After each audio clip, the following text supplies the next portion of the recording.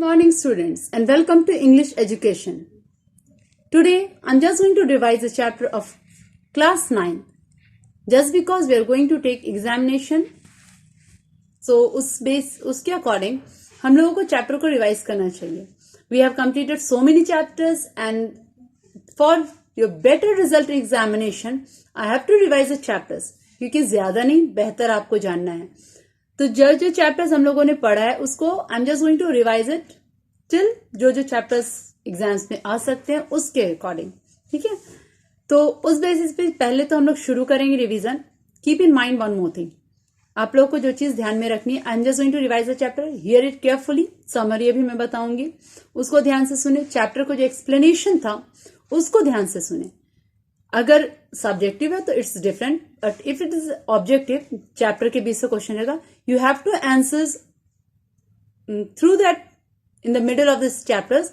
Answers जो है वो आपको 20 से ही मिलने जा रहा है. You won't get any answers at the end of the chapter. You have to carry on all the things. ठीक है, तो उसके लिए तुमको चैप्टर्स 20 से पढ़ने होंगे. सेकेंड थिंग, क्वेश्चन आंसर्स वो आपको कंप्लीट करना है आपके कॉपीज में. ठीक है, क्वेश्चंस कंप्लीट रहेगा तो as soon as the spoon will reopen, I'll check the copies.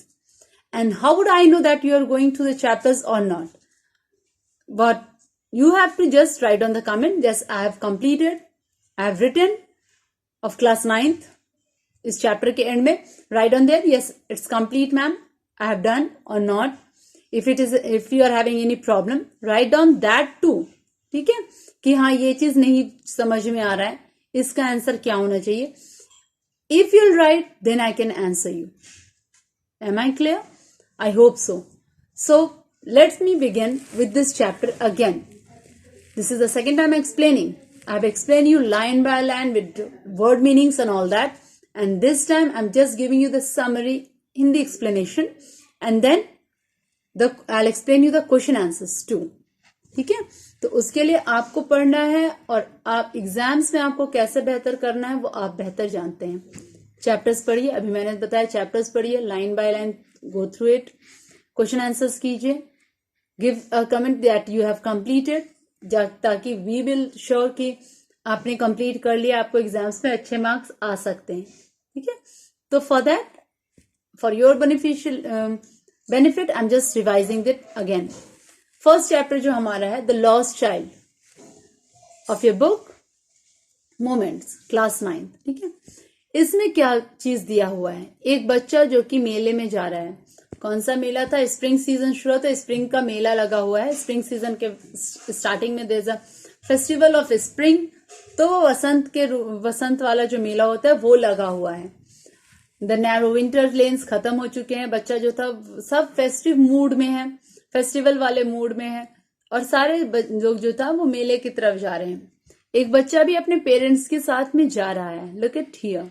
ठीक है, but the child have a very different attitude. बच्चों की आदत बड़ी अलग होती है. वो हमेशा चीजों की तरफ तुरंत आकर्षित हो जाते हैं, अट्रैक्ट हो जाते हैं. इस बच्चे के साथ भी वैसा ही होता है. First of all the boy was fascinated by the toys in the lane. पहले तो वो टॉय से फैसिनेट होता है और वो उस फैसिनेशन में ऐसा हो जाता है कि वो रुक जाता है, पीछे छूट जाता है. फिर उसकी मम्मी जो है वो उसको बुलाती है कि चलो नहीं तो तुम छूट जाओगे, साथ में चलने के लिए. फिर जब वो बच्चा आगे चलने लगता है तो सब पहले, हाँ, टॉय से जब फैसिनेट हुआ था उसने वो डिजायर, उसको ये था कि वो चाहता था कि वो टॉयज के पेरेंट्स ले दें, पर वो ये चीज बेहतर जानता था कि उसके पेरेंट्स जो है वो इसको इनकार कर देंगे, नहीं ले देंगे, और ये कहेंगे रिफ्यूजल वाली आंख से, मतलब एक इनकार भरी हुई नजरों से उसको देखेंगे. ही न्यू दैट. फिर भी वो प्लीड करता है, रिक्वेस्ट करता है अपने पेरेंट्स को कि वो टॉय ले दें. उसके फादर ने वैसा ही किया, रिफ्यूजल दिखा दिया. उसकी मदर ने कहा देखो तुम्हारे आगे, उसको ध्यान बदलने के लिए उसने कहा कि देखो तुम्हारे आगे क्या है. There was a mustard field all everywhere, there is, वो सरसों का खेत था, चारों तरफ गोल्ड कलर बिखरे पड़े थे. वो बच्चा उसको भी देख करके फैसिनेट हो जाता है, अट्रैक्ट हो जाता है. उस खेत के ऊपर जो बटरफ्लाइज होती है, ड्रैगन फ्लाइज होती है, वो उड़ रहे थे, वो उसके पीछे पीछे भागने लगते हैं. फिर छूट जाता है. फिर उसकी मम्मी उसको चिल्ला करके आवाज लगाती है कि come child, come on the footpath, footpath में आओ. वो बच्चा अपने पेरेंट्स की कॉल को सुनता है और वो चला जाता है लाइक एन ओबीडियंट चाइल्ड. वो उसके पीछे चला जाता है. पर जैसे वो फुटपाथ पे जाता है, उसने वॉर्म्स, इंसेक्ट जो जमीन के अंदर से गर्मी की वजह से निकलने लगते हैं, सब लाइन में चलते हैं, उसकी तरफ फिर अट्रैक्ट हो जाता है वो। फिर उसके पेरेंट्स उसको बुलाते हैं आने के लिए। देन ही मूव टू, उसके पेरेंट्स जो थे, इतनी गर्मी थी, वो जाकर के कुएं के साइड में एजेस में बैठ जाते हैं।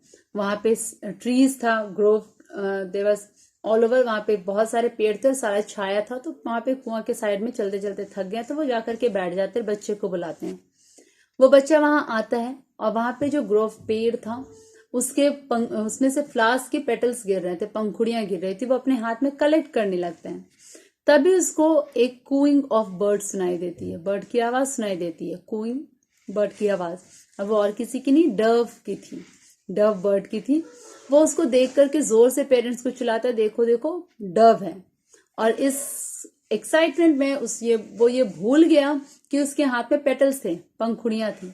सोचो, एंड देन उसकी मम्मी पापा फिर उसको बुलाते हैं और वो आगे बढ़ता चला जाता है। और मस्टर्ड फील्ड को और उस गली को पार करते हुए finally they reach to the fair, वो मेले में पहुंचता है। ठीक है, look here, the boy was fascinated by so many things. Attract होता है बच्चों के दिमाग में, दे यूज, और वो तुरंत उस चीज को भूल भी जाता है। वो उसको सोचता नहीं रहता है कि हाँ वो करके मुझे वापस करना है, वो पंखुड़ी गिर गई उसको वापस इकट्ठा करना है, वैसा कुछ नहीं, ही मूव ऑन। पर जब वो मेले में पहुंचता है उसके अंदर ड्वेल फीलिंग आती है। Dual feeling I told you when I explain you the chapter, कि एक तो रिपेल्ड है, वंस ही रिपेल्ड एंड अदर फैसिनेटेड। पहला तो वो डर रहा था, ठीक है, ही वॉज क्वाइट नर्वस कि वो उतनी भीड़ में कैसे जाएगा, बहुत भीड़ थी क्योंकि वहां मेला लगा हुआ था। दूसरा वो अट्रैक्टेड भी था क्योंकि उसको घूमना भी था, उसके अंदर दो अलग अलग चीजें आ रही थी। फिर वो एंटर करता है मेले के अंदर अपने पेरेंट्स के साथ। तो सबसे पहले उसको नजर आता है एक स्वीट मीट का दुकान, मिठाई वाले का दुकान। मिठाई वाला मिठाई बेच रहा था, सुंदर से अपनी मिठाई वाली दुकान को सजाया था, decorated in the like this form, और यहाँ मिठाइयाँ रखी हुई थी of different various colour. His favourite sweet was barfi. When he looked at that he got attracted, उसको लगा कि ये बर्फी उसको चाहिए। वो अपने पेरेंट्स को सोचा कि वो पेरेंट्स से बोले इसको ले देने के लिए, बट वो जानता था the parents will refuse it, saying that he was too greedy. वो बहुत लालची, ऐसा कह के वो रिफ्यूज कर देंगे, इसीलिए वो बिना रिप्लाई लिए पेरेंट्स से वो आगे बढ़ जाता है। फिर वो जब आगे बढ़ता है उसको एक फ्लावर सेलर मिलता है, वहां पे बहुत सारे गार्लैंड्स बिक रहे थे, मालाएं बिक रही थी। फ्लावर सेलर जो था वो गार्लैंड गुलमोहर के माला को बेच रहा था, चिल्ला चिल्ला के। हॉकिंग मीन्स होता है चिल्ला करके बेचना। वो बच्चा चाहता था कि उसके पेरेंट्स को माला ले दें, बट ही न्यू कि उसके फादर ये कह के टाल देंगे कि ये बहुत चीप चीज है, सस्ती चीज है, ये तुम्हारे लायक नहीं है। फिर वो बिना जवाब लिए पेरेंट्स से वो आगे बढ़ता है।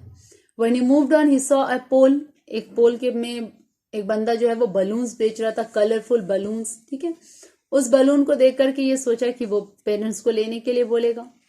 फिर वो जानता था उसके पेरेंट्स ये कह के रिफ्यूज कर देंगे कि ये जो बलून है it is not a he was too old to play with that. ठीक है, वो तुम्हारे खेलने लायक, तुम इसके लिए बहुत बड़े हो चुके हो, बलून खेलने की उसकी उम्र नहीं है, वो ऐसा कह के टाल देंगे। फिर वो आगे बढ़ता है एक स्नेक चार्मर के पास, सपेरा देखता है। सपेरा बड़ा अच्छा म्यूजिक बजा रहा था और उसकी म्यूजिक सुनकर के बहुत सारे सांप जो थे वो फन उठाए हुए खड़े थे अपनी जगह पे।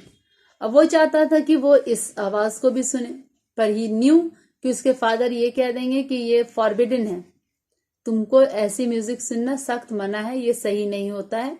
इसलिए उसने बिना इसका भी रिप्लाई लिए वो आगे बढ़ता है। पर जब वो आगे बढ़ता है he move to a round about swing, एक बड़ा सा झूला लगा हुआ था। अब वो चाहता था कि उसके पेरेंट्स इस झूले में कम से कम उसको बिठाएं, क्योंकि वहां पे बहुत भीड़ थी और सारे लोग, बड़े बच्चे बूढ़े सब इसमें बैठ रहे थे। तो वो चाहता था इस झूले में वो बैठे। तो he now made a loud request, जोर से चिल्ला करके वो बोलता है कि मुझे इस झूले में बैठना है। पर जब वो पीछे मुड़ करके देखता है उसको कोई जवाब नहीं मिलता। तो जब वो चारों तरफ मुड़ करके देखता है उसके पेरेंट्स वहां नहीं थे। अब उस वक्त he got very afraid. Now he moved here and there, helter and skelter, वो यहाँ वहां भागने लगता है कि कहीं उसके पेरेंट्स मिल जाए उसको। दूर में कुछ बंदे खड़े होकर बात करते हुए देखता है। वो सोचता है वो उसके पेरेंट्स थे, वहां भी जाता है पर वो उसके पेरेंट्स नहीं थे। फिर वो जब भीड़ में घुसता हुआ आगे बढ़ते चला जाता है तो इतनी ज्यादा भीड़ थी, इतना क्राउड था कि वो बच्चा गिर जाता है। उसकी टर्बन पगड़ी भी खुल जाती है, शायद वो किसी के पैर से कुचला भी जाता। पर तभी उस भीड़ में से एक आदमी उठकर के उसने उसकी बच्चे की आवाज सुन ली और वो उसको अपने हाथों में बाहों में उठा लेता है, गोद ले लेता है उसको। फिर वो उससे पूछता है कि हाउ डिड, तुम यहाँ आए कैसे? वो बच्चा कुछ रिप्लाई नहीं करता। जैसे ही वो उसको पूछता है, he made a loud cry. whenever we ask something to a child now, when he was crying, it was बच्चे जब रो रहे होते, when you ask something from him कि why are you crying, he made a loud cry, कि वो जानता था कि now there is someone to look after him। ठीक है, वो बच्चा जानता है कि अब आपको कोई उसको देखने वाला है, कोई उसके लिए केयर कर रहा है, there is someone to care for him, so he made a loud shrill and cry। This is the same thing happening here. वो बच्चा जोर से चिल्लाने लगता है। अब वो कुछ नहीं कहता, बस वो कहता है I want my mother and father. To make that child quiet he move to the different, he took him to the round about swing. वो उसको झूले के पास लेकर के जाता है, बोलता है कि तुम इसमें बैठना पसंद करोगे? वो बोलता है कि नहीं, मुझे मम्मी पापा चाहिए।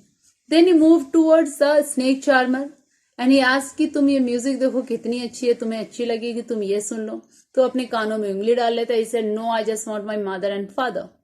Then he moved to the balloon seller. Which color balloon you want this? You want this color balloon or not? ये balloon चाहिए तुमको या नहीं? When he refused, he moved his eyes towards another, and वो फिर बोलता है कि no, I just want my mother and father. Then the man still trying to make that child happy. What he did, he took the child to the flower seller. उसके पास लेकर के जाता है, पूछता है कि would you like to put that garland around your neck? He refuses and he said कि no, I just want my mother and father. And at the end, he took him to the sweetmeat shop and asked the same thing, which is your favorite sweet? Would you like to have any? He refuses and he said, just I want mother and father. In this chapter, as I have completed, Mulk Raj Anand is the writer here. In this chapter, we come across to know one thing. ठीक है, एक चीज बहुत clear है, बच्चों की सोच जो है वो different things attract that child. बच्चों की सोच में अलग अलग चीजों से वो तुरंत अट्रैक्ट हो जाते हैं, फैसिनेट हो जाते हैं। But the most important thing for a child is parents. We can see it through this कि द इम्पोर्टेंस ऑफ पेरेंट जो होते हैं, पेरेंट्स की जो जगह होती है, no other thing can fulfil that. This chapter is just to those जो अपने पेरेंट्स को नहीं रिगार्ड करते। अगर आप उसकी बात करें तो ये चीज उनको पढ़ना चाहिए कि पेरेंट्स की जगह, माँ बाप की जगह कोई नहीं ले सकता।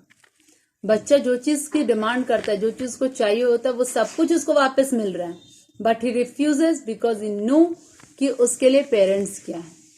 Now, let me move to the question answers. What are the things the child sees on his way to the fair? Why does he lag behind? देखो यहाँ पे चीज है कि बच्चे ने मेले में जाते वक्त कौन कौन चीज देखी थी। ठीक है, तो सारी चीज, और वो क्यों पीछे छूट गया, तो वो सारी चीजें जो बच्चे मेला जाते वक्त देख रहा था, जैसे कि मस्टर्ड फील्ड था, टॉय शॉप था, एंड इंसेक्ट था, ग्रोव पेड़ था जिसके चारों तरफ वो चक्कर काट रहा था, पेटल्स चुन रहा था, डव बर्ड थी। ये सारा कुछ आपको मेंशन करना है। ठीक है, मेले में जाने के बाद नहीं, मेले में जाते वक्त उसने जो देखा उसको। और वो पीछे क्यों छूट जा रहा था? Because he was fascinated bye all the things. वो छोटा सा बच्चा था, वो अलग अलग चीजों से फैसिनेट हो जा रहा था। In the fair he want many things. What are they? Why does He moved on without waiting for the answer. मेले में उसने बहुत सारी चीजें देखी, वो सब क्या थी और वो बिना जवाब का इंतजार किए आगे क्यों चला जा रहा था। तो यहाँ पे 3 पार्ट में क्वेश्चन दिया हुआ और आपको उसी अकॉर्डिंग आंसर लिखना है। तो मेले में उसने जो जो चीज देखी वो आप लिखेंगे, पहले कितनी चीजें देखी वो और क्या क्या थी सबको नाम देकर के लिखना है। ऐसे स्वीट मीट शॉप देखा उसने, फ्लावर सेलर्स को देखा, देन बलून सेलर देखा, स्नेक चार्मर देखा, all the things, mention everything. ठीक है, एंड देन वो बिना जवाब का इंतजार किए क्यों चला जा रहा था? क्योंकि वो जानता था उसके पेरेंट्स जो है वो अलग अलग एक्सक्यूज दे करके उसको रिफ्यूज कर देंगे, ठीक है, इसलिए वो बिना जवाब का वेट किए आगे चलता चला जा रहा था। When does he realize that he has lost in his way? जब वो राउंड अबाउट झूले की तरफ के पास जाता है और उसने पेरेंट्स को डिमांड करता है कि उसको झूले पे बैठना है और वो पीछे पलट करके देखता है, तब उसको एहसास होता है कि वो खो गया है। How did he anxiety and insecurity been describe?